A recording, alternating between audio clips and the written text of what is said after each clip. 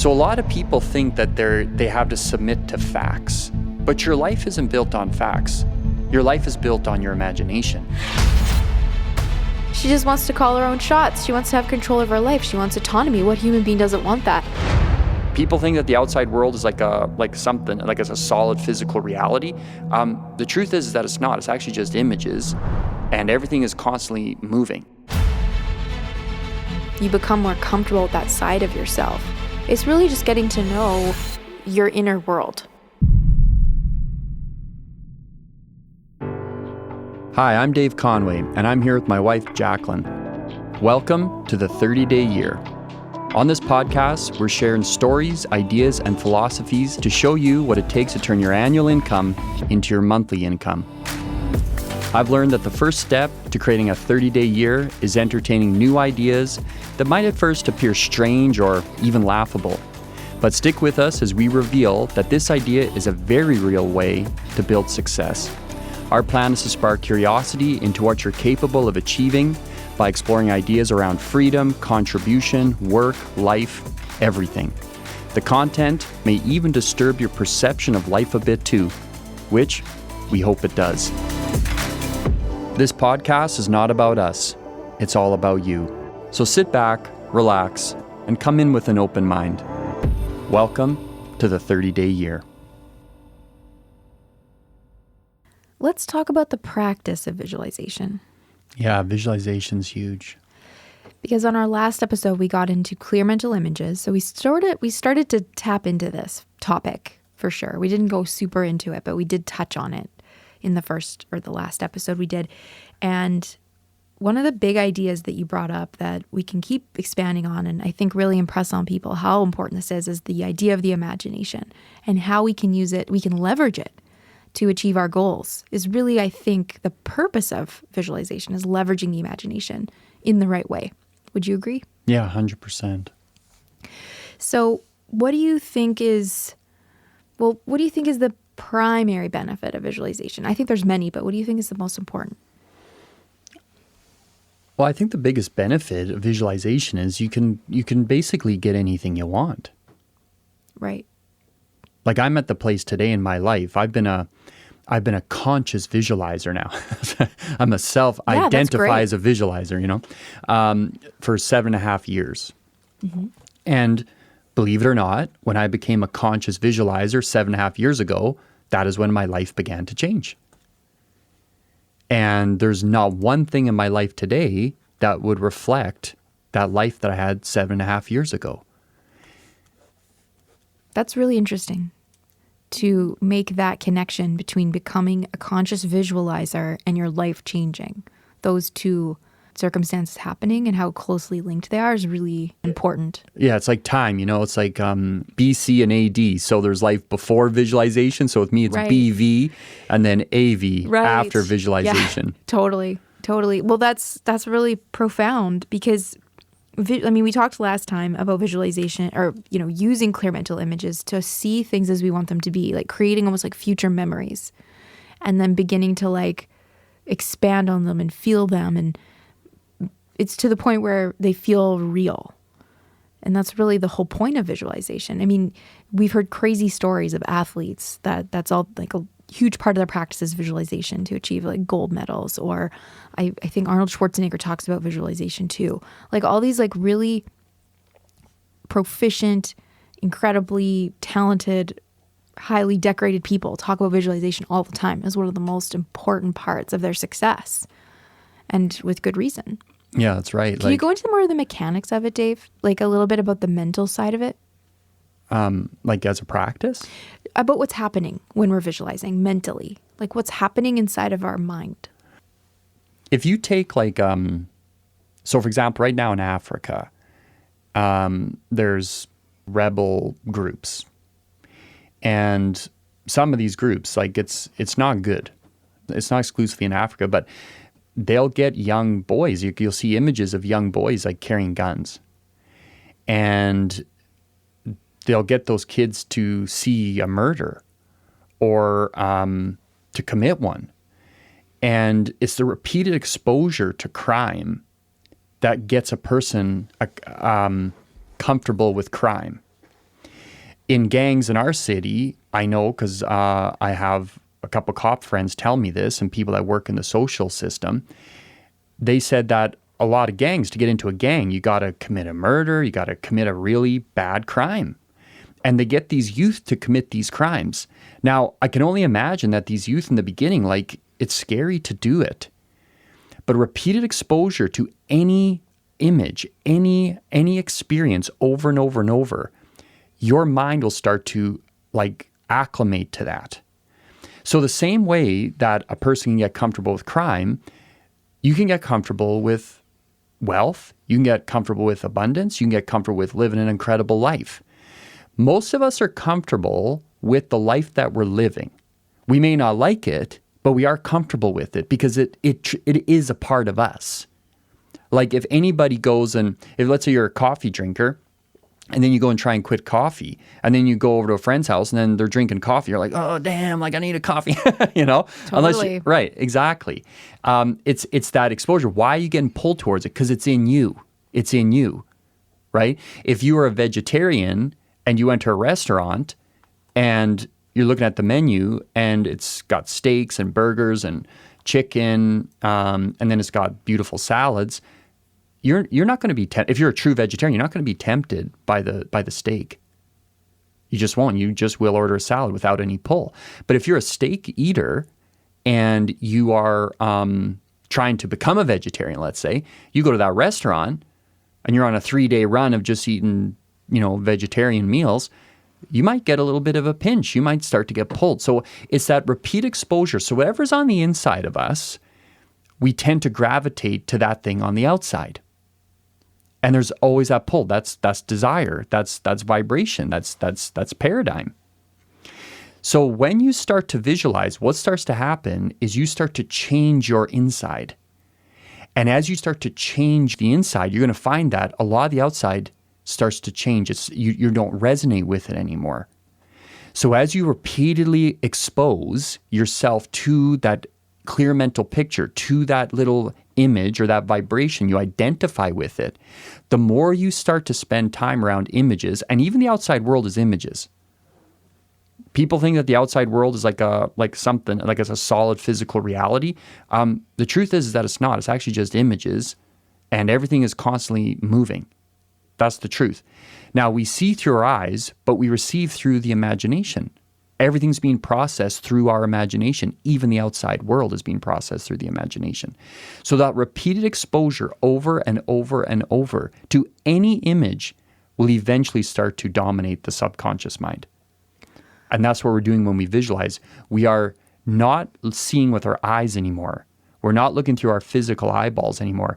We're starting to cut off the 5 senses, and we're going to the inside. We're going to that 6th sense. We're going to that deeper part of our own nature. Visualization is, I believe, the greatest practice anyone could do to start to change their life. Yeah, I would agree. One of the main personal benefits I've experienced from using visualization is just the relaxation you get from it, because it's quite lovely. Like it's taking this time to see life as you want it to be. It's very calming. It has this like very lovely feeling that's associated with it. And, psychology tells us that the subconscious mind is full of countless thought impressions, visual impressions. Like it's like an infinite storehouse of all these different ideas, lots of which we have no idea what they are, I would say. That's right. So much that we're unaware of, like immense amounts that we're unaware of. A lot that we had nothing to do with. It could have just been from childhood memories. It could be genetics, like stuff handed down, like paradigms are handed down. It's really wild when you dig into it. So when we use visualization, it gives us this opportunity to harness that for ourselves, like with intention, and to be more purposeful with how we're beginning to use our mind. Because whether we like it or not, our mind is controlling our life, and so much of it is unconscious. Like 95% of our life is unconscious because that's just how we work, right? It's wild. How we're built. It's how we're built. So it gives us this amazing tool to take back that power. It's very empowering. Yeah. So when we visualize, what we're doing is we're consciously impressing our subconscious mind with images that we enjoy, images Yes. of a better future for ourselves, for those that we love. And as we do that, we start to saturate the subconscious mind with a different program. Right. It's like we're replacing the old with the new, right? You got it. It's a really powerful thing. So how do you practice visualization, Dave? What's like your rituals around it? How do you like to do it? So I do it in a few different ways. So I do it in a micro and a macro way. So the micro form of visualization that I practice is just to keep going to the gym, like using it in little ways. Driving somewhere, I'll see myself there just for a quick moment. I'll see myself there before I arrive. Mm-hmm. Let's say a little micro one, I'm going to go to work today. I'll take a little moment and just see work going as I want it to be. I'm taking a trip. I've got a seminar down in the States. I'm leaving tomorrow down in Milwaukee. And I already have a clear mental picture of me doing that seminar for 2 days and everybody experiencing a wonderful time. I use visualization to prep for all of my seminars. I use visualization to prep for my day. I try to use visualization on everything. And that's a micro form. So you can literally have fun with it too. Like I could put a clown's wig on Jack right now and a clown's nose, and I could just keep it there for this entire podcast. She could put a cowboy hat on me or whatever the hell she wants. She can put anything she does want on me, and you can do that and start to have fun. So start to play like a child. So become a little more playful with the imagination. Then there's a more of a macro one, which would be my first big one was the image or the little mini movie of earning the $100,000, being the car pulling up to the bank. My first like true endeavor with visualization was, it started in January of 2018. At the time, I worked for Bob Proctor. I was a consultant with Bob Proctor, and in May of that year, they had a training, they had like a 6-day event in Toronto. And I really wanted to talk on stage. It was one of my dreams that I got to speak on one of Bob Proctor's stages.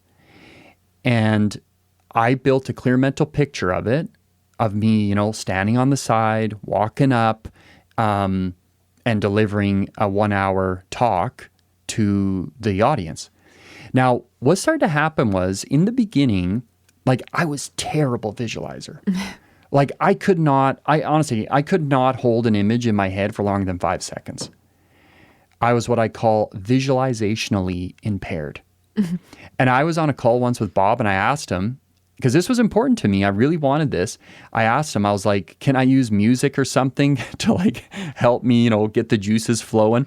And he said, yeah, use anything you need to. He said, all that matters is the vibration that you go into. So as I started to progress with this image, I actually got to the point where I went from being able to do a 5-second visualization. I could be lying on that couch doing a 30-minute visualization of it, delivering the whole talk. I remember one time when I was practicing this visualization, Jack and I had a home office, and every day I would lie down on the floor of my office, and I would visualize this. And this one day, Jack's mom, I don't know why she was there, but she came in, she was there, and she opened the door and she hit my foot. And she looked down, she's like, well, what the hell are you doing down there? And I looked up at her and I said, I'm working. I'm doing the most important work of the day. So as I started to visualize this, I visualized this for over 4 months. And a few weeks before the event, I got a call from a guy named Doug who was running the majority of the event. And he said, hey, could you do a talk? Would you do a talk for us on autosuggestion, which is the use of affirmations? And I said, oh my God, Doug, you're not going to believe this, man. I've been visualizing this for 4 months. And he said, oh, it's meant to be. And I said, yes, it is. And I was so happy. Sometimes in these visualizations, I would cry. Mm-hmm. It was just so overwhelming because I wanted it so bad. It was like a dream come true. I saw Bob Proctor at 18 years old. And at this time I was 34. So we're talking 16 years later. And I get an opportunity to fulfill a 16-year-old desire. Mm-hmm. It was amazing. That's awesome. I flew to Toronto, and I was scheduled to do the talk. Well, Jack, I did not sleep. No, I know. For like a minute for 3 days before. I was terrified. Honestly, it's the last place on earth that I wanted to be. I did not want to get on that stage. And I think that happens to a lot of us where we want something, and we do. And that something is good for us, and it's good for our family, and it's good for people. But when we actually attract the opportunity to do it, so what does visualization really do? Visualization will attract the opportunities, but you still need the courage to do them. I was going to call up Doug. I wanted to call him the night before and cancel and say, oh, I'm sick, man. I got a tummy ache or whatever, you know. For sure. Yeah, I had so much anxiety. That morning, I was willing myself to do it. I went there. I wasn't present. I was not physically present. I was so terrified. I'll never forget standing on the side of that stage, listening to Doug. And honest to God, if like a person came up to me and tugged my sleeve and was like, whispered like, hey man, like, give me $1 million and I'll sneak you out the back door. I'd be like, yeah, okay, here's $1 million. Get me the hell out of here. I want to be anywhere but here. I went up on that stage, willed myself to do it. I was very nervous, and my voice was pretty probably high pitched or quivery for probably the first 5-10 minutes. And then I'll never forget, then I dropped into this zone and I delivered an amazing talk. And afterwards, people coming up to me saying, well, that like you changed my life. I said, well, I don't know if I did that. But anyway, you know, I've never had anybody talk about autosuggestion like that or the use of affirmations like that. And even though I was visualizing it and I attracted it, I still had to have the courage to do it. And I think that's a huge separator from a lot of personal development schools of thought. I believe that we use visualization to attract opportunities to discover how strong we are or how weak we are. And as we start to attract in these opportunities, and I'll tell you right now, you will attract them in. If you're conscious visualizing, if you're constantly going after a certain thing in this way, you will attract it. But you still have to have the courage to do it. And then that's how life unfolds. My life has been perpetually unfolding in a magnificent way since I have become a visualizer. Yeah, that's a powerful story. One thing that really jumped out that you said toward the beginning was that Bob told you had to find the vibration. Like you have to find the vibration. I think that's an interesting idea because it's difficult to know if you've found it if you don't know what it feels like yet. For example, if you know that your goal is 20 grand a month, 50 grand a month, whatever your 30-day year might be, how do you find that vibration? Like, how did you find the vibration of the stage? It's interesting. Like, do you have any idea around that? Well, the vibration is contained in the image. So what people don't know about thought, and what most people do not know about ideas, is that ideas are the exact same as a pine cone, for example. Inside the pine cone, it's like, all right, where's the pine tree? Where's the tree? The oak sleeps in the acorn. Well, that's not true. You could get a knife and cut that acorn open. You'll never find an oak tree in there. Where is the oak tree? Where is the pine tree? Well, the pine tree is unassembled in the universe. What's contained in the pine cone is the vibration. All the information is stored inside the pine cone. And this is how thought works. So if that pine cone gets put into soil that's conducive to its unfoldment, that pine cone will go into the ground and it will literally start to attract nutrients that are in harmony with the unfoldment of that pine cone. And through the law of attraction, which is a secondary law, through the law of attraction, that pine cone will begin to grow and convert itself into a pine tree. So the pattern plan, or the nucleus, or all the information is in the pine cone. All of the energy required to convert that pine cone or transmute that pine cone into a pine tree, that's unassembled in the universe. And the law of attraction brings it together. The exact same way with thought. Human beings, for ideas, if you think of your imagination as the seed creator, right? So that's your pine cone creator. So an idea, you have your 30-day year, that's an idea. That's your seed. It's a spiritual seed. As you impress that seed onto the subconscious mind, so the subconscious mind is like the soil. as you impress that seed upon the subconscious mind and you firmly plant it in your consciousness, in your subconscious mind, you're going to find that the law of attraction starts to take place. Now, as a pine cone attracts nutrients to it for its unfoldment, what does a human being attract? Awareness. And you can only experience awareness now. You can only experience awareness through the physical experience of life. So if you were to tell me when I was visualizing standing on that stage and delivering that talk, and you said, "Oh, Dave, when you're going to hate it," I'd say, "Get the hell out of here, man! I'm born for this. 16 years I want to do this." You say, "No, you're going to hate it. You're going to want to get away from it." This happens to any biblical people. This happened in the Bible too. What did Jesus say in the Garden of Gethsemane? He said to Peter, he's like, "You'll deny me 3 times before the cock crows." He said, "Get out of here, Jesus. I won't do that. I'm your brother, man. Like, I cut that guy's ear off." He's like, "No, you'll deny me." The thought of being afraid and the thought of not having what you want, it's very strange, but it actually becomes one of the scariest things you ever experience when you actually start to get what you want.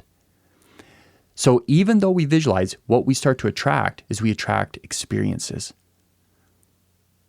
And if we fail in planting a 30-day year idea, if we fail in planting images into our consciousness of a more wonderful life, then the current seeds will continue the law of attraction. Like, I had this client early years, this is over 7 years ago, and we called him Lucky Luke. And Lucky Luke, the reason we called him Lucky Luke is because Lucky Luke was one of the most unlucky bastards you'd ever meet in your entire life. I'm telling you, this guy was so programmed to work hard, and that was the solution. But you can work as hard as you want. If you do not change the images in your mind, it's not going to happen, because you're going to continue attracting. Anybody ever hear this one? Like, "Here we go again," or "It's always something. Something always knocks me back. I get up a little, I fall back. I get up a little, I go back." And what happens to a person that lives in that state is eventually they just quit even trying. So Lucky Luke, he was always trying to earn money because he was always in debt. He thought working hard was the way to get out of debt. He'd been living like this for over 10 years. He had a huge debt to the government. And I started working with him, and I said, just build a clear mental picture. See, what would happen to him all the time is he'd get up a little bit. So he would work. This guy, he'd work for days on end, no sleep. He would work all day as a carpenter, and then he bought a plow for his truck, and then he would go and plow snow. He's like the Simpsons, like, "Mr. Plow, that's my name." My name again is Mr. Plow. Yeah. And he would plow all day, or all night, throughout the night.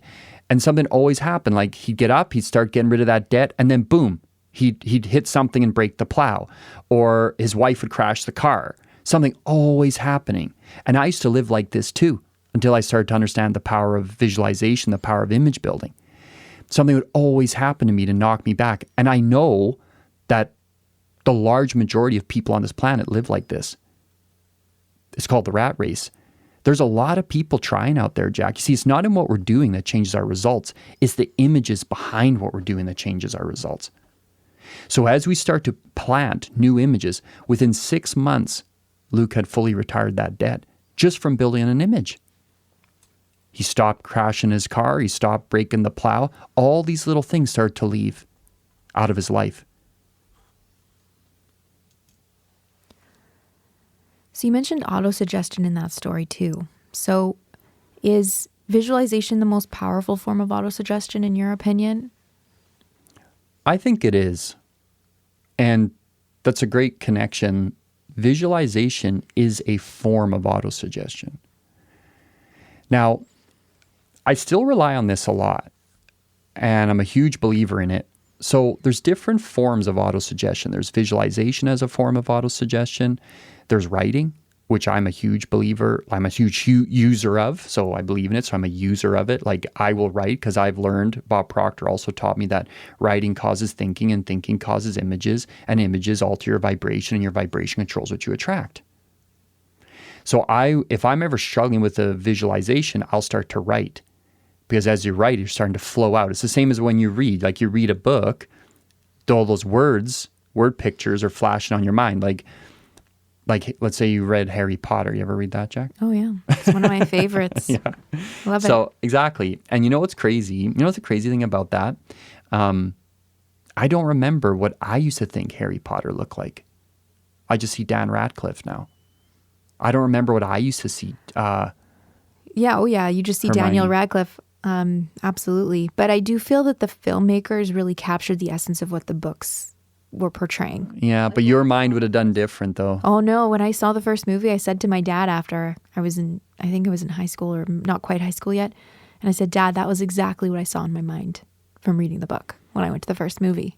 Yeah, I was a Lord of the Rings reader. And I remember I used to think Tom Bombadil was tall and thin. And my friend Kurt at the time, he saw Tom Bombadil as short and stout. Right. And then the Rings of Power came out, and Tom Bombadil is in the Rings of Power, and he's short and stout, which is interesting. I never saw him. I saw him more of like a Gandalf, tall and thin. So Tolkien must not have described him, perhaps, his physical appearance. Yeah, but yet the people that made the Rings of Power have him short and stout. Right. Because Tom Bombadil isn't in the, he's not in the movies. Right. He's only Yes. in the Rings of Power, which is interesting. Yes, right. Yeah. Yeah, I don't even know that character because I haven't read the books. I just know the movies. Yeah, and I remember So- it was so mind-blowing. I remember it so well where Kurt was like, yeah, no, he's short and stout. And I was like, what? He's not short and stout, man. He's freaking tall and thin. So, yeah, there's autosuggestion. There's forms of it, which is visualization, writing. You can write out your affirmations. You can write this stuff out. There's verbal. It's all just words. It's all the words. Like in the Bible, it said, first there was the word. And from the word, so from the vibration, there's in the East, there's the Om, right? They say that that's the vibration of creation. That's the vibration that started the whole thing. Om. It's all vibration. So inside every idea, inside every word, there's a vibration. And inside that vibration, there's an unfoldment. There's an entire universe locked up in that idea. So to begin with this, it seems like it's a practice. Well, we've established that it's a practice. And with repeated effort, it gets better. It's like even with the practice of autosuggestion written, it can feel uncomfortable maybe at first, or maybe you're not getting anything out of it. But the more you do it, the easier it becomes, the more images that may come onto your mind. The same with the visualization. It's when you use it and you practice it, it becomes easier to flow from. You become more comfortable with that side of yourself. It's really just getting to know your inner world, essentially. That's and right. then beginning to take ideas that you really want and bringing them to life in the imagination, or allowing them to take form in the imagination. So if you're listening, if you're wanting to use this practice, I mean, I would say 15 minutes a day. What do you recommend for someone to start with? 15, 30 minutes if you want to get Well, her maybe going build up strong. to Sure. 30. Yeah, whatever, like 15 minutes. 15 minutes a day your whole life would change. Your whole life would change from 15 minutes a day, especially if you did it in the morning, because what you're doing is you're setting the tone of your day. You're actually developing in a strange way, you're actually developing a mental attitude.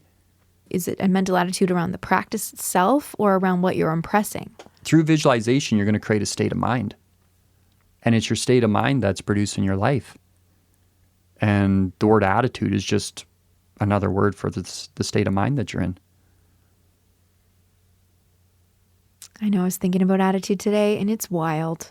I was telling the girls actually before school the other day that if they want things to go better in their life, they have to have positive attitude. And if things aren't going right, then it's likely a negative attitude. Yeah, and it's I always have this opposite. little, like Lily, she's scrappy sometimes. She's spicy, as some of the moms might describe her. She's spicy. But I feel like I finally just identified in her that she just wants to be her own woman. Yeah, she always has been. She just wants to call her own shots. She wants to have control of her life. She wants autonomy. What human being doesn't want that? And I think she's just become aware of that at a younger age. And yet she just doesn't know how to take care of herself yet. Like she's still learned how to brush her hair and brush her teeth and get dressed in the morning, like those basic things. And so I've just been telling her, Lily, I know you want to be your own woman, but you got to learn how to cooperate first, because I know more than you right now. And then that's going to help you. That's going to help you. And then once I know that you can do these things yourself, then I will give you more autonomy. But in order to get to the place you want to be, Lil, you got to learn how to cooperate. You got to learn how to just go with the flow. Embrace different ideas about yourself. Don't just fight against everything all the time. We fight against things all the time. It's not unique in Lily. People fight with life all the time. They're fighting against it all the time. Yeah. And why are we fighting so hard? What is it that we're so afraid of? Or what is that? Like that we're going to lose power, that we're not going to be able to be who we are in this weird way. And yet if we were just let go and surrender to something that's here to help you, it can help you in a most beautiful way. Anyways, if you have any resistance around visualization, just take our word for it. It's a really powerful practice. In fact, the home we live in today was the culmination of about 3 years of visualizing between Dave and myself. When I walk through my home in the morning, it's really, for a while when I first moved in, it blew my mind. It fascinated me because I was like, I have walked around in this home so many times in my mind. I had walked in the kitchen, I'd walked through the living room, I'd walked through the foyer, I'd walked through the laundry room, I'd been in my bedroom, I'd been in the basement, I'd been through the whole home. And it blew my mind that I could think of something as large as that I live in, and now I physically live in it. But it's just so simple because really it's just taking a thought image and then allowing it to move through you into the physical world, which probably sounds daunting. This is where I can feel the skeptics being like, okay, so how did it move into the physical world? Well, stick with us, you guys. Stick with us. We're just getting started, you guys. The same way everything else moves into the physical world. It all starts with images. When we first went to buy that house, I remember finding the lot. You and I were there, and we were there with the developer. We went to the keg one night, and we did a date night, I think. Yeah, we did a date night after an event. Yes. And we're like, let's go check this out. Our friend Jana had sent us beautiful images of this development, an acreage development. And we went out there, and then the developer met us at 8 o'clock at night. He kept us there till 11 or something ridiculous. He was a chatty guy. Oh yeah, what a salesman. He was so good. And then we met him that week again to pinpoint one of the lots that we thought we liked. And we went around and we looked at a bunch. And we were standing this one, you could just feel it. Hey, I was like, this is the one. And however, there was 2 challenges that we had, you and I. The first one was we didn't have any money. So it was way, way beyond anything we ever had conceived or believed in before. And the second challenge was someone else owned it. Someone else had, That's a problem. Kind of legitimate reasons to abandon an idea, right? You can't do that. That's what basically the world's always telling you. And it's just not true. So I remember seeing those 2 challenges, and a very special thing happened in my mind standing there that day with you and Dan. My mind said, okay, I was about 3 years into this material in a deep way, 3 years of practicing visualization. So I'd had some experiences, some pretty beautiful experiences with it up till this moment. And I remember my mind basically saying, all right, Dave, you don't have this and you don't have that. But what do you have? And I realized I had an imagination.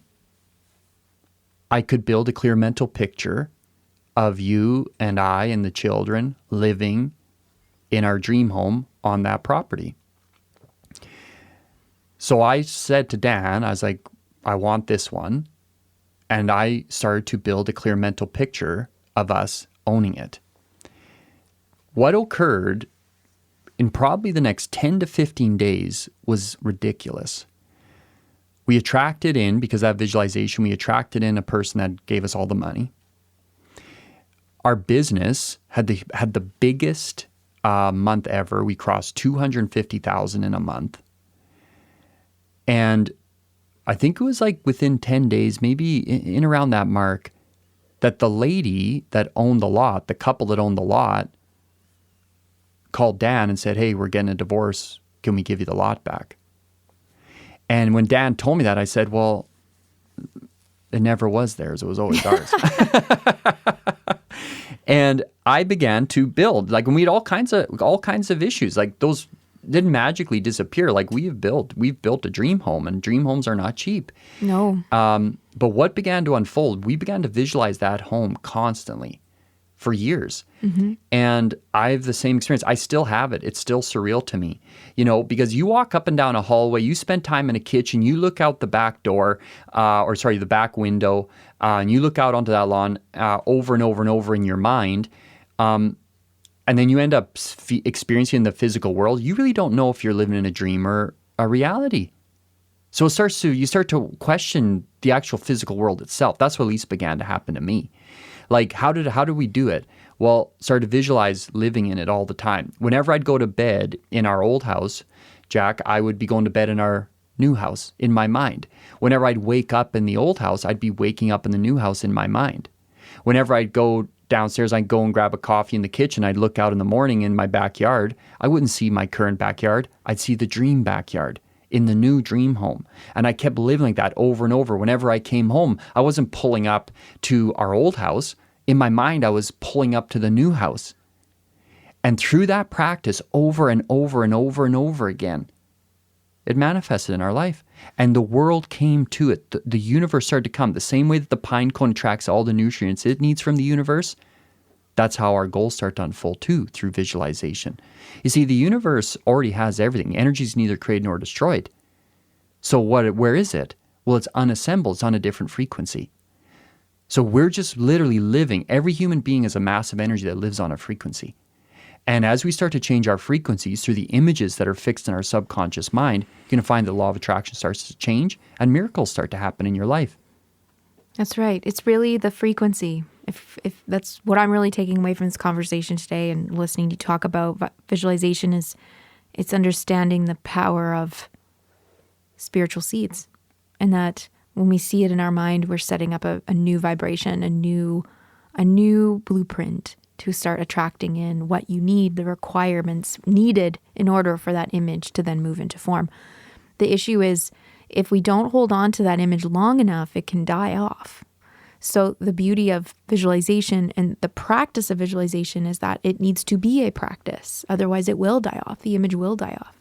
There's many times we could have let the image die off through the process of building our home. Many times it could have just gone up into a puff of smoke, but we just held on to the image and kept moving toward it, because it felt, in my opinion, working on it just felt bigger than me. It felt like a bigger thing, bigger lesson was coming out of it, the whole thing, than just me getting to live in a lovely home. Oh, that's just a bonus. It's just a bonus. The actual understanding of what it means to take an idea in thought and then visual picture and then find a vibration within it and then move it out into the world is quite another. No, and that's the real gift, right? It is the real gift. And there's so many stories that come along with that. But what are your final thoughts on visualization today? You'll have to try it for yourself. So if there's something that you really want, because the thing about visualization is that, and the thing about a 30-year philosophy, is that your reality, your physical reality, does not support it. So a lot of people think that they have to submit to facts, but your life isn't built on facts. Your life is built on your imagination. Now, if you permit facts to govern your imagination, then you will live through facts. So to find that place inside to build the support, I almost view it like this. It's like, imagine that there's two runways, like two airplane takeoff runways. And the one runway is your outside world. And most of our outside world does not support a 30-day year idea. So you have to find the inner runway. If you find that inner runway through visualization, if you can continuously build that inner runway, making it longer and longer and stronger, you're going to find that your outside world will always match your inner world. So you use visualization to start to change your inner world. It's going to start to change your personality. It's going to start to change your mental attitude. It's going to start to change your income, your perception of life, your perception of others, and I think most importantly, your perception of yourself. As you start to practice it over and over, you can do it in micro forms, little things like throwing a wig on somebody just for fun, like be playful like a kid. You could use it for, if you feel fear, use visualization to just say, okay, whoa, I'm feeling fear because I'm thinking a thought right now that I don't enjoy. I don't want that in my life. We think we have to entertain these ideas. The truth is that we don't. We have the power to choose any idea that we want. We have free will. What is free will? Free will is the ability to choose the images that go through your consciousness.